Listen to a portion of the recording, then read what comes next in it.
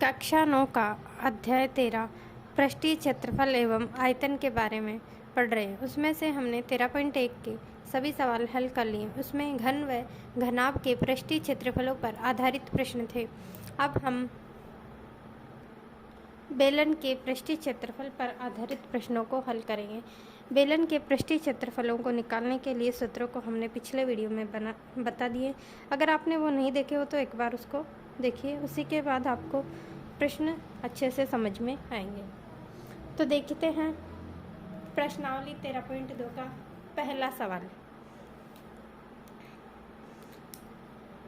ऊंचाई 14 सेंटीमीटर वाले एक लंबवृत्तीय बेलन का वक्र पृष्ठीय क्षेत्रफल 88 सेंटीमीटर है।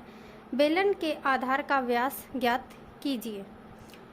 तो हमारे पास एक लंबवृत्तीय बेलन दे रखा है और उसमें बेलन की ऊंचाई दी हुई है 14 सेंटीमीटर और हमें उसका पृष्ठीय क्षेत्रफल दे रखा है 88 सेंटीमीटर स्क्वायर। तो हमें ज्ञात क्या करना है, हमें उसके आधार का व्यास ज्ञात करना है। तो ये तो हुआ त्रिज्या, हमें ये नहीं दे रखा है।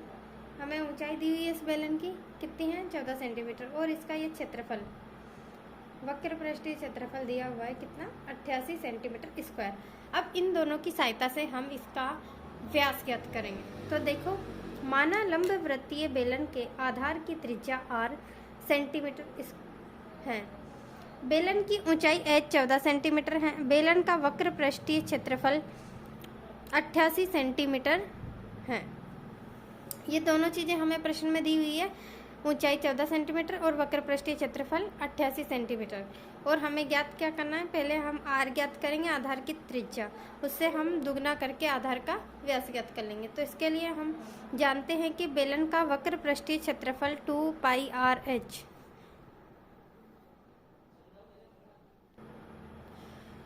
इन सूत्रों को समझने के लिए आप भाग 5 वाला वीडियो देख सकते हैं, उसमें आपको इन सूत्रों को अच्छे से समझा रखा है। तो देखिए, बेलन के वक्र पृष्ठीय क्षेत्रफल 2πr/h है और हमें वक्र पृष्ठीय क्षेत्रफल का मान कितना दे रखा है 88 सेंटीमीटर स्क्वायर। तो हमने 2πr/h की जगह क्या रख दिया 88 सेंटीमीटर स्क्वायर। तो देखिए, 2 की जगह 2, पाई का मान हमने लिया है 22/7, r का मान r और h का मान हमें कितना दे रखा है ऊंचाई 14 सेंटीमीटर। तो हमने h की जगह क्या लिख दिया 14 और ये हो गया बराबर में कितना आ गया 88। अब सिर्फ हमारे पास r का मान नहीं है, तो हम 7 का भाग 14 में दिया तो कितनी बार गया 2 बार। अब यहाँ क्या क्या बचा है 2 गुना 22 गुना r गुना 2 बराबर में 88।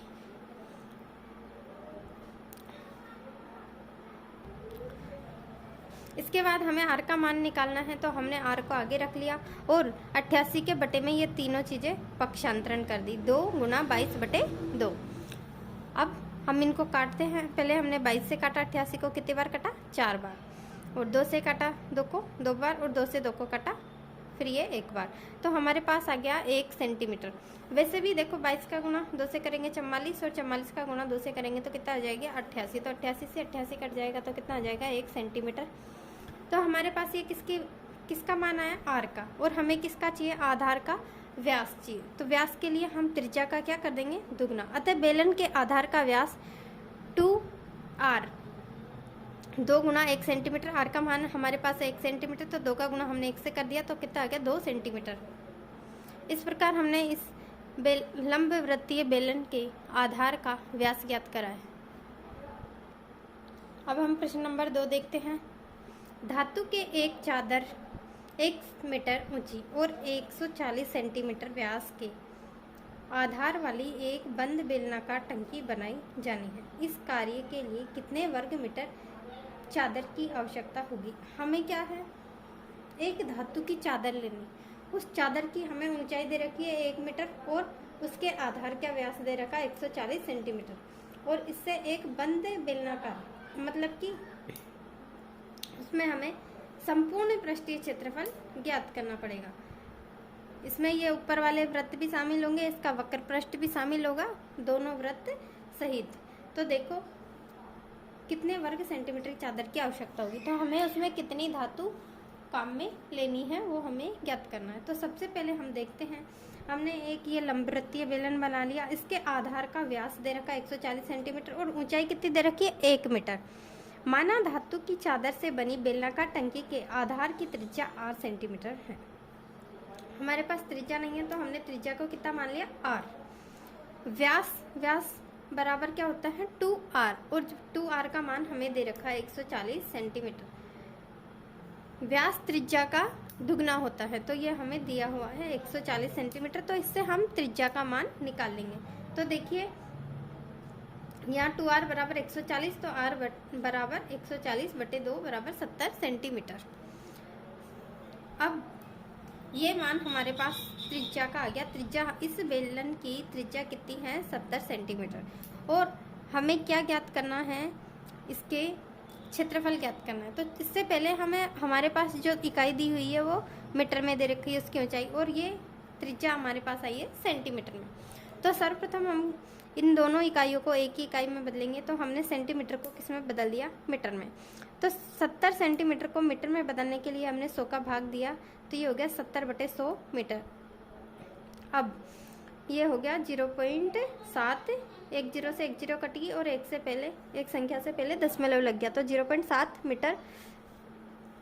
ये क्या आ गया हमारे पास त्रिज्या। अब अर्थात r का मान है 0.7 मीटर और बेलन की ऊंचाई कितनी है 1 मीटर। ये हमें दिया हुआ है। दोनों इकाई अब हमारे पास किस में आ गई, मीटर में। बेलन की ऊंचाई 1 मीटर है और त्रिज्या है 0.7 मीटर। अब हम क्या करेंगे, बेलन के संपूर्ण पृष्ठीय या कुल पृष्ठीय क्षेत्रफल का सूत्र लगा देंगे। तो कुल पृष्ठीय क्षेत्रफल का सूत्र होता है 2πr/h+r। ये आपको याद रखना पड़ेगा कि बेलन का वक्र पृष्ठीय क्षेत्रफल का सूत्र क्या होता है, बेलन के संपूर्ण पृष्ठीय क्षेत्रफल का सूत्र क्या होता है। तो हमारे पास बेलन के संपूर्ण पृष्ठीय क्षेत्रफल का सूत्र होता है 2πr/h+r। अब हम इसमें मान रख देंगे। 2 की जगह तो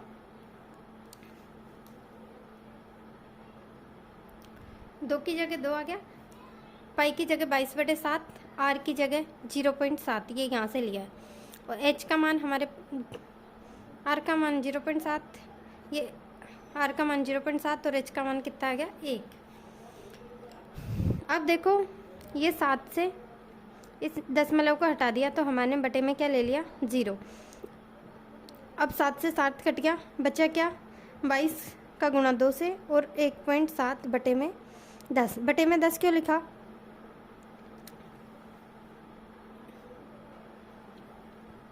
ये वाला 10 था उसको हमने 1/1.7 के नीचे लिख दिया। अब देखो 22 का गुणा करा 2 से तो कितना आ गया 44, ये गुणा में है 1.7 बटे में 10। अब हम 44 का गुणा 17 से करेंगे तो हमारे पास संख्या आएगी 748। अब हम 1 दशमलव तो ये है और एक ये 10 का दशमलव, तो 2 संख्या से पहले दशमलव लगा देंगे तो यह हो जाएगा 7.48 सेंटीमीटर स्क्वायर। इस प्रकार हमने धातु की चादर का क्षेत्रफल ज्ञात कर लिया। अब देखिए अगला सवाल, प्रश्न नंबर 3।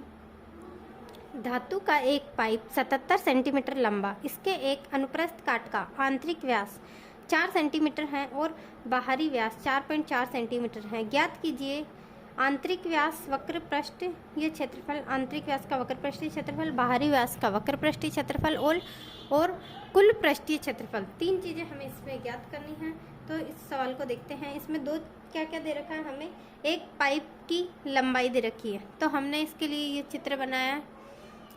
इस पूरे पाइप की लंबाई कितनी है 77 सेंटीमीटर और अनुप्रस्थ काट का आंतरिक व्यास, इसमें दो ये आंतरिक व्यास और ये बड़ा वाला बाहरी व्यास। तो हमें आंतरिक व्यास तो कितना दे रखा है 4 सेंटीमीटर, तो इसकी त्रिज्या कितनी हो जाएगी 2 सेंटीमीटर और बाहरी व्यास हमें दे रखा है 4.4 सेंटीमीटर। अब बाहरी व्यास ये बड़ा वाला जो बाहर वाला बेलन बना हुआ है उसका है, तो इसका हम त्रिज्या निकालेंगे तो त्रिज्या कितनी आ जाएगी 2.2 सेंटीमीटर। तो आगे देखते हैं, हम पहला क्वेश्चन करते हैं आंतरिक वक्र पृष्ठीय क्षेत्रफल।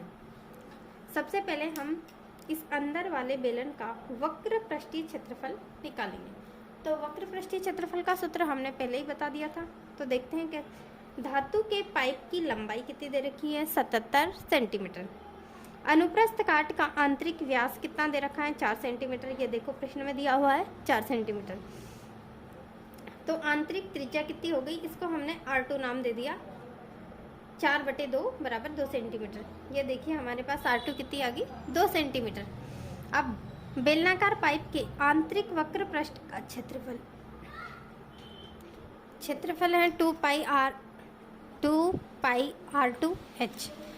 तो ये 2 की जगह 2, पाई की जगह 22/7, R2 की जगह ये मान हमारे पास 2 आया था और H हमारे पास है 77 सेंटीमीटर। तो हमने इसमें मान रख दिया।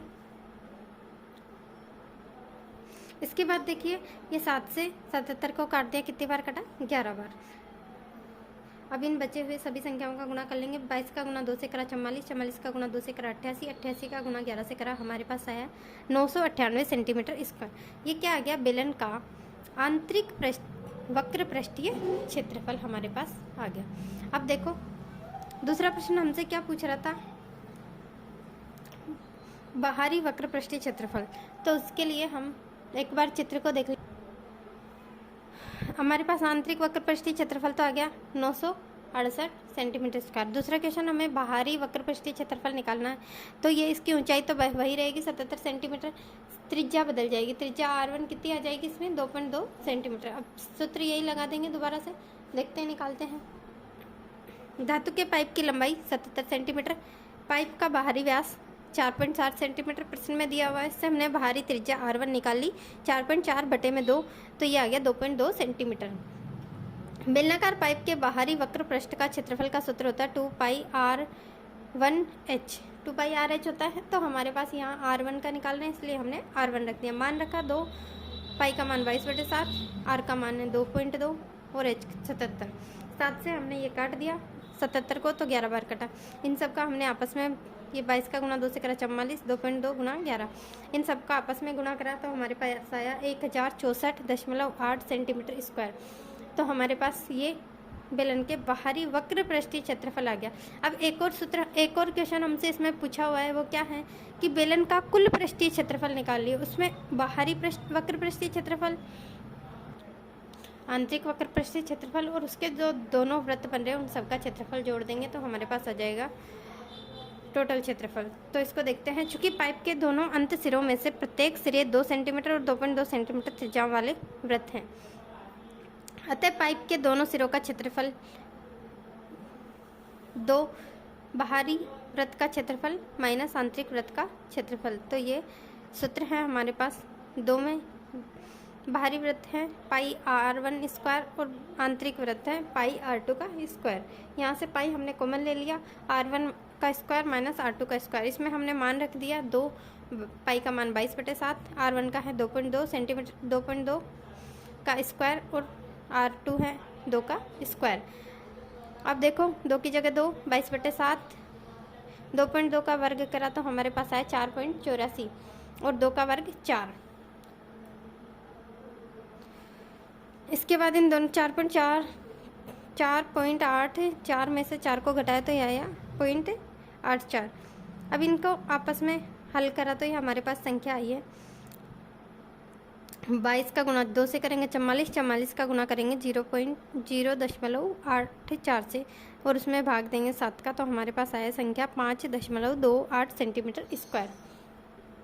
अब देखिए खोखले बेलन का संपूर्ण पृष्ठीय क्षेत्रफल निकालने के लिए हम बाहरी, आंतरिक और उसका जो वृत्त के सिरे हैं उनका क्षेत्रफल देंगे तो हमारे पास आएगा टोटल क्षेत्रफल 968 प्लस 1064.8 प्लस 8.28।